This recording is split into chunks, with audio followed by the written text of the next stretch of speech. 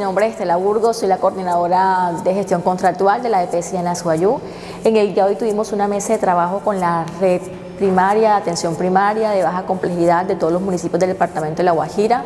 La intención de esta mesa de trabajo fue fortalecer el compromiso y las competencias como actores del sistema de seguridad social en salud, en la consecución de resultados en salud, en la búsqueda de comunidades saludables, en la búsqueda de atenciones oportunas a las maternas, a los niños, a los desnutridos, a nuestras rutas de promoción y mantenimiento de la salud, a la recuperación de la salud, los programas de PAI.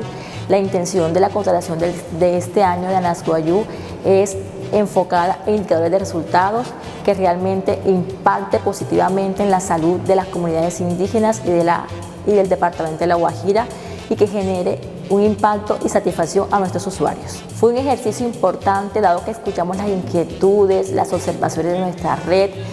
Conjuntamente buscamos soluciones, buscamos respuestas en el entendido que somos actores del sistema y que cada uno tiene competencias y que tenemos que hacer un trabajo conjunto en la búsqueda de resultados en salud.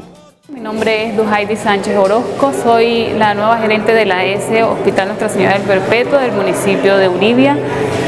Pues en este día nos encontramos y realizamos el ejercicio de verificar y de analizar cada uno de los indicadores que tienen en cuenta la EPS Anasguayú en cuanto al cumplimiento de los diferentes contratos que se vienen ejecutando con los diferentes prestadores de los diferentes municipios del departamento. Mi nombre es Jorge Luis López Ibarra, soy subdirector científico del Hospital de Nazaret.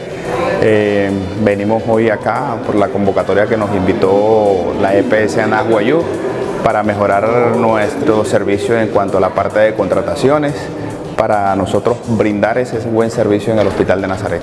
Mi nombre es Shirley Méndez, soy médico general, coordinadora asistencial de la IPS Yanouta Huacuaypa, de los municipios de Manaure y Riohacha. En el día de hoy vinimos acá a una convocatoria que nos realizó la EPS a toda la red prestadora. Recibimos una información muy importante acerca del sistema de evaluación y los indicadores establecidos en la contratación del año 2024.